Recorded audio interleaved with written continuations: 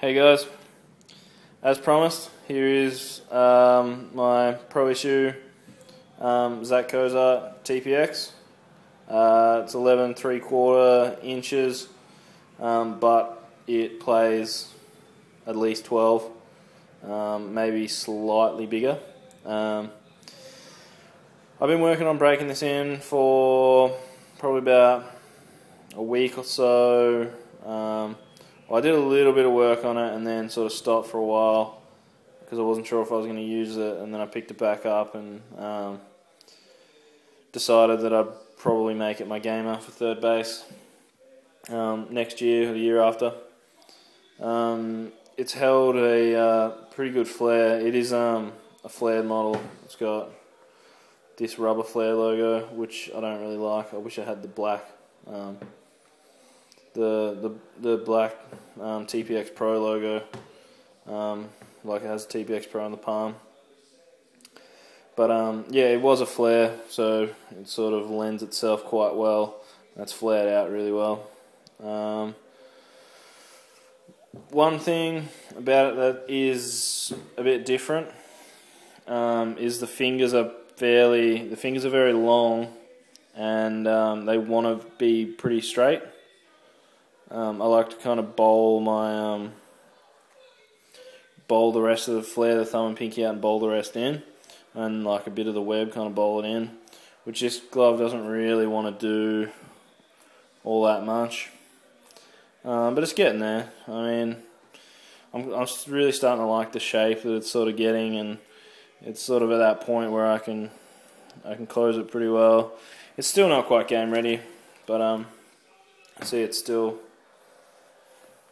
pretty stiff there.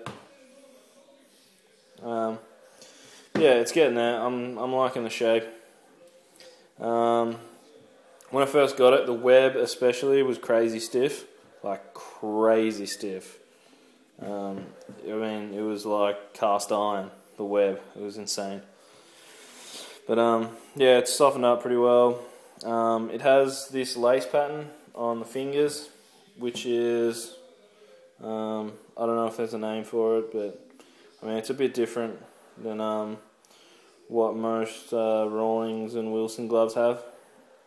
I actually like it better the other way, because I like to stretch out, and you can see I've kind of tried to stretch out the fingers a little bit. I actually like a bit of space in between the fingers, just to make the glove a bit wider up the top, so I like them to be a little bit wide. But yeah, it's coming along. It's breaking in pretty well.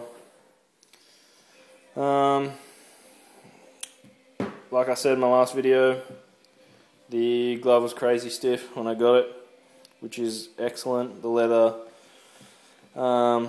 is really, really good quality, as you would expect from a Pro Issue glove. Really, really thick, quite dry, which I like.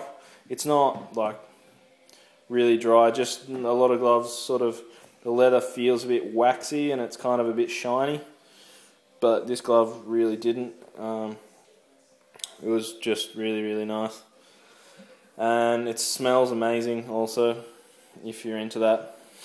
Some people like it. I do. I like my gloves to smell like leather. So yeah, that's another good thing I like about it.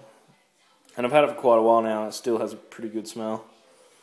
The laces are really, really nice, really thick, and they feel probably the thickest laces I've seen on a glove, I reckon.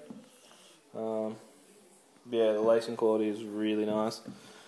This is my only TPX glove, so I don't have a stock glove that I can compare it to, which is a bit of a shame, but oh well, what are you going to do? It also has a bit of a strange lacing pattern on the eye web too. The lace kind of comes out. Usually it sort of goes all the way through that